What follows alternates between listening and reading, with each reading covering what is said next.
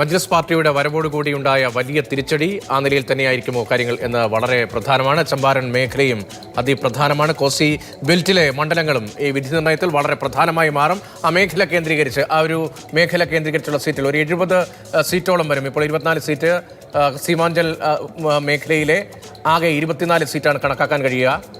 ചമ്പാരനിലും കോസി ബെൽറ്റിലുമായി അങ്ങനെ ഒരു 50 സീറ്റ് കൂടി, അങ്ങനെ ഒരു 70 സീറ്റ് അത് അതീവ നിർണായകമാകും എന്താണ് ബാലു റിപ്പോർട്ട് ചെയ്യുന്നത്. ഒപ്പം ഈ ആക്സിസ് മൈ ഇന്ത്യയുടെ സർവേയുമായി ബന്ധപ്പെട്ട് വളരെ പ്രധാനപ്പെട്ട ചില സൂചകങ്ങൾ കൂടി ഉണ്ടായിരുന്ന കാര്യവുമാണ് ബാലു സൂചിപ്പിക്കുന്നത്. അതും വളരെ പ്രധാനപ്പെട്ട ചില പോയിന്റുകളാണ്. ഇന്ത്യക്ക് 43% വോട്ട് സമാഹരിക്കാൻ കഴിയും ബീഹാറിൽ എന്നതാണ് ആക്സിസ് മൈ ഇന്ത്യയുടെ സർവേയിൽ ഉണ്ടായത്.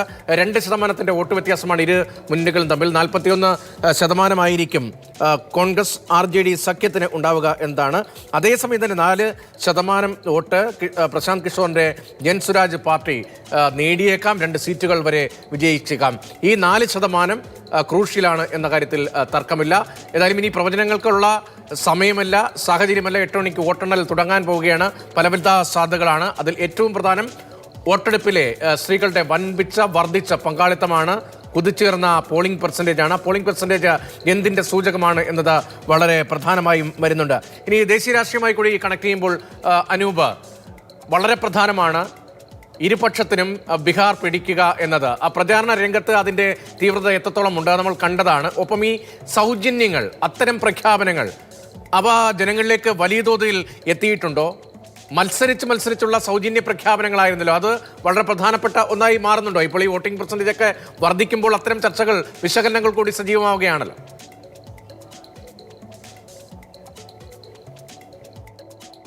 ഈ സൗജന്യ പ്രഖ്യാപനങ്ങൾ NDAക്ക് കുറച്ചധികം ഗുണം ഉണ്ടായിട്ടുണ്ട്. ആ പ്രഖ്യാപനം മാത്രമല്ല, കാരണം അവർ ഭരണത്തിലുള്ളത് കൊണ്ട് 10,000 രൂപ വീതം അവിടുത്തെ സ്ത്രീകൾക്ക് നൽകുമെന്നൊരു പ്രഖ്യാപനം അവർ നടത്തിയിരുന്നു. ആ പ്രഖ്യാപനത്തിന് ശേഷം പലർക്കും ആ പണം കിട്ടി, പലർക്കും കിട്ടിയിട്ടില്ല. എന്തായാലും കിട്ടിയ ആളുകളുണ്ടല്ലോ. 10,000 രൂപ എന്ന് പറയുന്നത് അവിടുത്തെ ഗ്രാമങ്ങളിലെ അല്ലെങ്കിൽ നഗരങ്ങളിലെ സാധാരണ മനുഷ്യർക്ക് അത് വലിയ തുകയാണ്. കാരണം ഒരു ദിവസം 150 200 രൂപയ്ക്ക് വേണ്ടി പണിയെടുക്കുന്ന ആളുകളാണ് മഹാഭൂരിപക്ഷവും ബീഹാറിലുള്ളത്.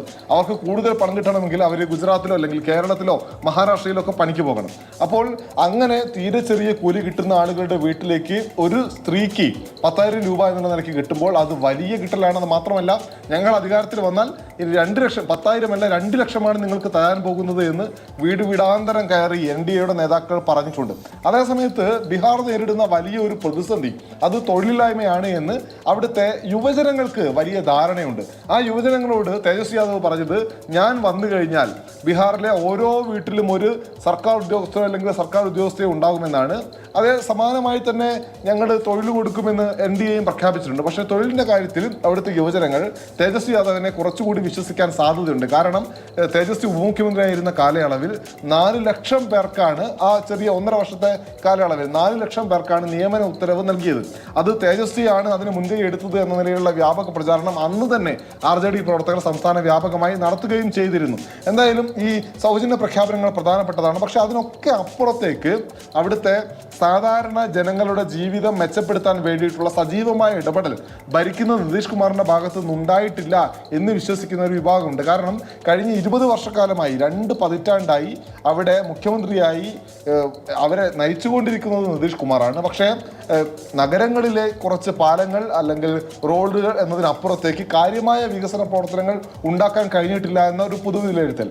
കഴിഞ്ഞ തിരഞ്ഞെടുപ്പ് വരെ ബീഹാറിന്റെ വികസന നായകൻ നിതീഷ് കുമാർ ആണ് എന്ന നിലയിൽ ചർച്ചകൾ ഉണ്ടായിരുന്നു. പക്ഷേ ഇത്രയധികം കാലം കിട്ടിയിട്ടും നിതീഷ് എന്തുകൊണ്ട് ഞങ്ങൾക്ക് കാര്യങ്ങൾ ചെയ്തു തന്നില്ല എന്ന ചർച്ച കൂടി നിലവിലുണ്ട്. ആ ചർച്ചയ്ക്കിടയിലേക്കാണ് നിങ്ങൾക്ക് തൊഴിൽ തരാമെന്ന് പറഞ്ഞ് തേജസ്വി വരുന്നത്. തേജസ്വി കോൺക്രീറ്റ് ആയിട്ട് നിങ്ങൾക്ക് തൊഴിൽ തരുന്നു, അതിലൂടെ നിങ്ങളുടെ വികസനം പുരോഗതി സാധ്യമാക്കാമെന്ന് പറയുമ്പോൾ അപ്പുറത്ത് ഇതാ 10,000 നിങ്ങൾ എടുത്തോളൂ എന്ന് പറഞ്ഞുകൊണ്ടാണ് NDA വരുന്നത്. അങ്ങനെ ആ 10,000 ഒരു തവണത്തേക്ക് ലഭിക്കുന്നതാണോ, അതല്ലെങ്കിൽ ജീവിതകാലത്തേക്ക് ആകമാനം ഒരു തൊഴിൽ ലഭിച്ച് മുന്നോട്ട് പോകുന്നതാണോ തുടങ്ങിയിട്ടുള്ള ഓപ്ഷൻ ഇവർക്ക് മുന്നുണ്ട്. പക്ഷെ അതേ സമയത്ത് ജനസുരാജ് പാർട്ടി പറയുന്നു ഇവരൊക്കെ കള്ളന്മാരാണ്, ഇവർ നിങ്ങളെ പറഞ്ഞ് പറ്റിക്കും, അതുകൊണ്ട് രാഷ്ട്രീയ മാറ്റമാണ്, സമ്പൂർണ്ണ രാഷ്ട്രീയ മാറ്റമാണ് വേണ്ടത് എന്ന് പറയുന്നു. ഇവിടെയാണ് പ്രശ്നം. കാരണം NDAയിൽ നിന്ന് വിട്ടുവരുന്ന വോട്ടുകൾ NDA അത്ര കൊള്ളില്ല, അതല്ലെങ്കിൽ അവരുടെ വികസന പ്രവർത്തനങ്ങൾ ജനങ്ങളിലേക്ക് എത്തില്ല എന്ന് ധരിച്ചു വെച്ചിരിക്കുന്ന ഒരു മിഡിൽ ക്ലാസ് അല്ലെങ്കിൽ അപ്പർ മിഡിൽ ക്ലാസ് പോലെയുള്ള ആളുകളുടെ വോട്ട് അത് നേരെ പ്രതിപക്ഷത്തേക്ക് പോകാതെ പാതി വഴിയിൽ വെച്ച് ജനസുരാജ് പാർട്ടിയിലേക്ക് പോകാനുള്ള ഒരു സാധ്യത. അതുകൊണ്ട് തന്നെ ഈ സൗജന്യ പ്രഖ്യാപനങ്ങൾ ജനങ്ങൾ ഏറ്റെടുക്കുമെങ്കിലും അതവർക്ക് ഉന്മേഷം നൽകുന്നുവെങ്കിൽ കൂടി ആ വോട്ട് എങ്ങോട്ട് പോകും എന്നുള്ള ഒരു പ്രശ്നം നേരത്തെ നമുക്ക് മറ്റൊരിടമാണെങ്കിൽ പറയാം അത് പ്രതിപക്ഷത്തിന് പോകും, രാജസ്ഥാനാണെങ്കിൽ പറയാം അത് പ്രതിപക്ഷത്തുള്ള പാർട്ടിക്ക് പോകും, അതല്ലെങ്കിൽ മധ്യപ്രദേശ് ആണെങ്കിൽ നമുക്ക് പറയാൻ പറ്റും. പക്ഷേ ഇവിടെ ഒരു പ്രത്യേക സാഹചര്യത്തിൽ പ്രശാന്ത് കിഷോറിനെ പോലെ ഇന്ത്യയുടെ രാഷ്ട്രീയ സ്ഥിതിഗതിയിൽ കഴിഞ്ഞ ഒരു 10 വർഷമായി ഇന്ത്യയുടെ രാഷ്ട്രീയ ഭൂപടത്തിൽ വലിയ സ്ഥാനമുള്ള ഒരാൾ ഗ്രാമാന്തരങ്ങൾ കയറി 2 വർഷം വീടുകൾ കയറി ഇറങ്ങി പ്രചാരണം നടത്തിയതിൻ്റെ ഒരു ചിത്രം മുന്നിലുണ്ട്. മാത്രമല്ല ഒരു കണക്ക് കൂടി പറയാം. ഏറ്റവും ഒടുവിൽ കഴിഞ്ഞ നവംബർ മാസം ബീഹാറിൽ ഉപതെരഞ്ഞെടുപ്പ് നടന്ന 4 മണ്ഡലങ്ങളിൽ ആകെ 14% വോട്ട് ജനസുരാജ് പാർട്ടി നേടിയിട്ടുണ്ട്. അതിൽ 2 മണ്ഡലങ്ങളിൽ RJDയുടെ അല്ലെങ്കിൽ മഹാസഖ്യ സ്ഥാനാർത്ഥികളുടെ പരാജയത്തിന്, ഒരു മണ്ഡലത്തിൽ BSP സ്ഥാനാർത്ഥിയുടെ പരാജയത്തിന് പ്രധാനപ്പെട്ട കാരണം ജനസുരാജ് പാർട്ടി പിടിച്ച വോട്ടാണ് എന്ന് നമ്മൾ കാണേണ്ടതാണ്. ശരി, വോട്ട് കട്ടറാകുക ജൻസുരാജ് പാർട്ടിയാണോ എന്നത് വളരെ പ്രധാനപ്പെട്ട ഒരു ചോദ്യമാണ്. അതിനുൾപ്പെടെയുള്ള ഉത്തരമാണ്